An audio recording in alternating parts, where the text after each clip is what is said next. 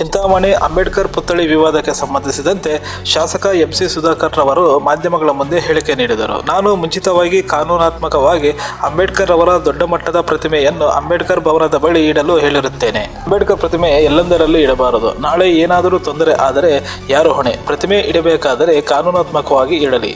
ರಾತ್ರೋರಾತ್ರಿ ಪ್ರತಿಮೆ ತೆರವು ಮಾಡಿರುವ ವಿಚಾರ ಹೇಳುತ್ತಾರೆ. ಆದರೆ ರಾತ್ರೋರಾತ್ರಿ ಪ್ರತಿಮೆಯನ್ನು ಯಾಕೆ ಇಡಬೇಕು? ದುರುದ್ದೇಶದಿಂದ ನನ್ನ ಮೇಲೆ ಮಾಜಿ ಶಾಸಕರು ಎತ್ತು ಕಟ್ಟುವಂತಹ ಕೆಲಸ ಮಾಡುತ್ತಿದ್ದಾರೆ ಎಂದು ಹೇಳಿದರು.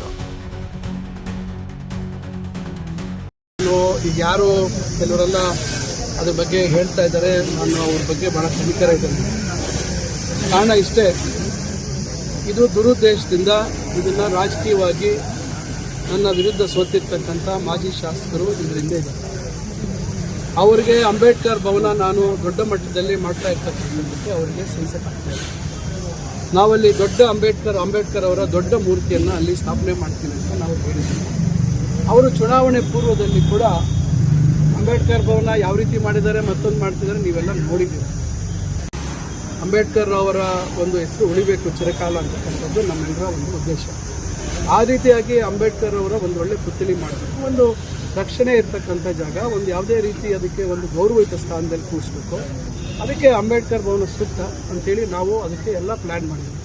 ಆದರೆ ಇಲ್ಲಿ ಒಂದು ಶಾಲೆ ಅಭಿವೃದ್ಧಿ ಮಾಡ್ತೀವಿ ಅಂತ ಹೇಳಿ ಬಂದಂಥವ್ರು ಶಾಲೆ ಅಭಿವೃದ್ಧಿಯನ್ನು ಪಕ್ಕಕ್ಕಿಟ್ಟು ನಾವು ನಿಲ್ಲಿಸ್ಬೋದಿತ್ತಲ್ವ. ಶಾಲೆ ಅಭಿವೃದ್ಧಿ ನಿಲ್ಲಿಸ್ಬಿಟ್ರಿ, ನಾವು ಮಿನಿಸ್ಟರ್ ಆಗಿದ್ದೀವಿ, ನೀವೇನು ಮಾಡೋ ಅವಶ್ಯಕತೆ ಇಲ್ಲ ಅಂತ ನಾವು ಯಾವುದಕ್ಕೂ ಅಡ್ಡಿಪಡಿಸಿದ್ದು ಸರಿ.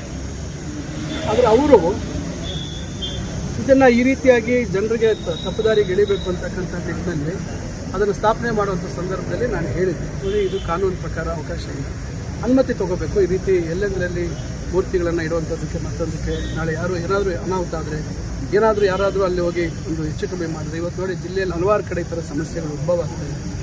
ನಾಳೆ ಯಾರು ಹೊಣೆಗಾರರಾಗ್ತಾರೆ? ನಾಳೆ ನಮ್ಮನ್ನೇ ತಪ್ಪಿತಸ್ಥ ಮಾಡ್ತಾರೆ. ಇದೆಲ್ಲ ಅನುಮತಿ ತಗೋಬೇಕು ಅಂತ ಹೇಳಿದಾಗ ಬಹುಶಃ ಇವರ ಕುಮ್ಮಕ್ಕಿತ್ತು, ಅವರು ಸದಾ ಅವರು ಪರವಾಗಿದ್ದಂಥ ವ್ಯಕ್ತಿ, ಅವರು ಅದನ್ನು ದೊಡ್ಡದಾಗಿ ಮಾಡಿದ್ರು. ಆದರೂ ನಾವು ಭಾಳ ತಾಳ್ಮೆಯಿಂದ ಇದ್ವಿ. ರಾತ್ರೋರಾತ್ರಿ ತೆರವುಗೊಳಿಸೋರು ಅಂತ ಹೇಳ್ತಾರಲ್ಲ, ರಾತ್ರೋರಾತ್ರಿ ತಂದು ಇಡುವಂಥ ಅವಶ್ಯಕತೆ ಏನಿತ್ತು? ಹಂಗಾರೆ ಅಂಬೇಡ್ಕರ್ ಅವ್ರನ್ನ ಇವರು ಅಷ್ಟು ಗೌರವ ಕೊಟ್ಟು ಯಾಕೆ ಅದನ್ನು ಸ್ಥಾಪನೆ ಮಾಡಬೇಕು ಅಂತ ಒಳ್ಳೆಯ ಉದ್ದೇಶ ಇದ್ದಿದ್ರೆ ಯಾಕೆ ಅನುಮತಿ ತಗೊಂಡು ಒಂದು ಕಾನೂನುಬದ್ಧವಾಗಿ ಯಾಕೆ ಅದನ್ನು ಇಡುವಂಥ ಪ್ರಯತ್ನ